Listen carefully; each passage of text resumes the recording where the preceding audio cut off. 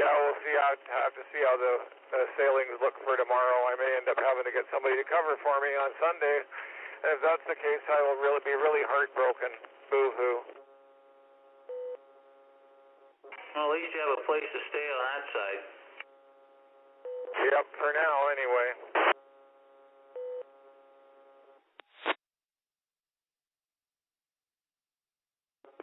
There is special weather advisory for the Fraser Valley again, but I can't open it up right now.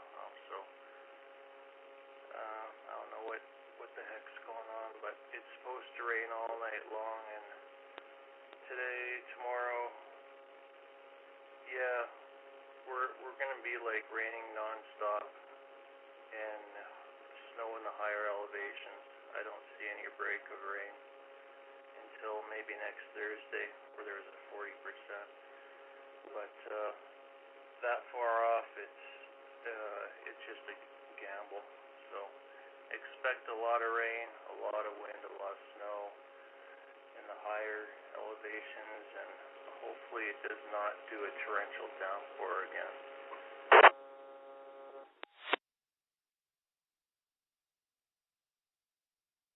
Roger, roger. All right, fellas, nice talking to you, and have a great night to VE7RPT. Yeah, we'll catch you later there, Daniel. I'm just fiddling with my radio right now, but yeah, no, thanks. We'll catch you again later. VE7LTV will be on the side for a sec.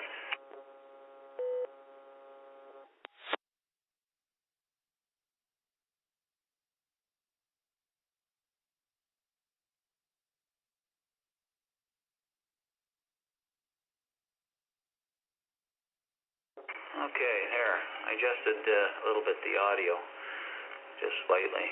All right. Anyway, hey, let's see. Blaine, VE7WBM, where are you right now, in Abbotsford?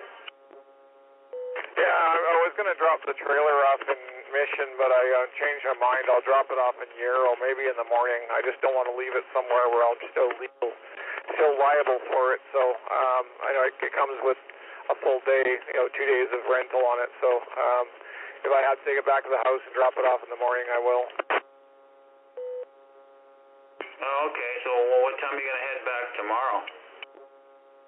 I'd like to be on the 1 or the 3, preferably the 1, because I want to get some sleep. Oh, okay, sounds like a plan. Yeah, roger. Oh, I wanted to ask, I wonder if he's still monitoring. VE7CZ, Dave, I wanted to mention something if you're still monitoring. Yeah, go ahead, Mike.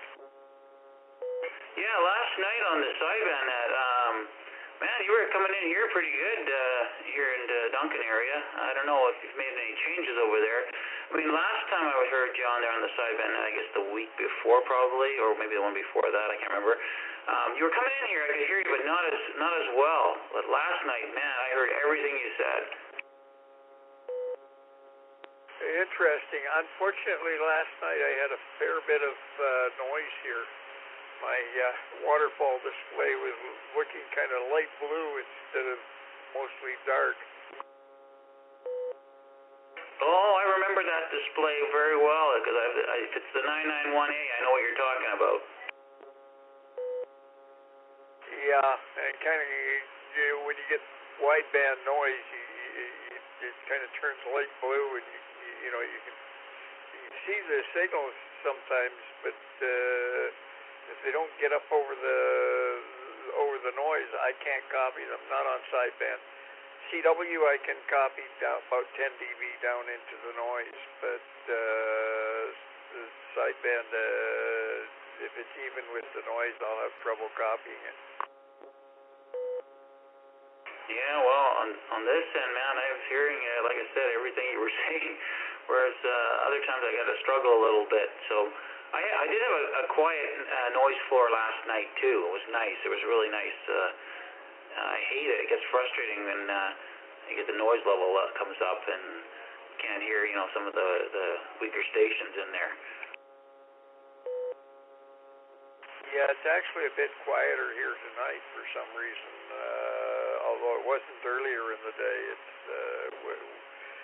I don't know. There's some kind of electrical noise around here that it kind of comes and goes. And when it's in the go stage, I can often hear right down into it. But hey, the JS8 on the weekend, I can work Vancouver Island regularly. It's no trouble. Even Patrick there on the wrong side of Salt Spring from me, right down near the water. Wow, that's pretty good. Can you make it all the way down to the Victoria area? Oh yeah, no problem. Port Angeles even. Oh, right on. Yeah. Well, no, I got my antenna. It's just a J-pole, temporary spot for it, strapped to the far deck at the furthest end of the house, which is good for the noise because it's far from all the bad noise sources like LED lights. It's even far away from the power line feed into the house, which comes in at the other end of the house. So, and far from the street transformer and lights and all those noisy things. So I kind of like it for that. I don't know what it's gonna be like when I actually put the more permanent location, which is in a tree that's in the front of the house and a little closer to some noisy stuff. Yeah, it's hard to say. I keep wishing, but it's just a wish. Probably not going to happen. That I had the money to go and acquire a real QTH where I could put up some antennas. I've done it before. I know how to do it. It's just don't have the wherewithal at the moment. Can you like fit a GP6 on there, or you got now? What I've got is a Comet GP1, and that's just about what I have room for between the railing of my deck and the bottom railing of the one above me. Oh, well, too bad for the one above you. Get rid of it. Just kidding, just kidding. Damn, I hate it when that happens when something's in the way of an antenna project. Yeah, but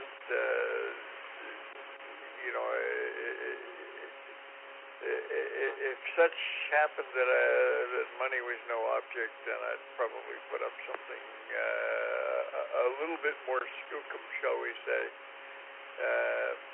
Something in the order of maybe 52 elements vertically polarized and maybe about 70-odd horizontally polarized on 2 meters, and get me an amplifier. Yeah, that would do it. Oh man, heck, even if it's 5 watts with that kind of antenna, that would be huge. Well, yeah, you need a little bit more than 5 watts if you're going to bounce it off the moon, though. Oh, that's your intention. Well, yeah, if I ever had the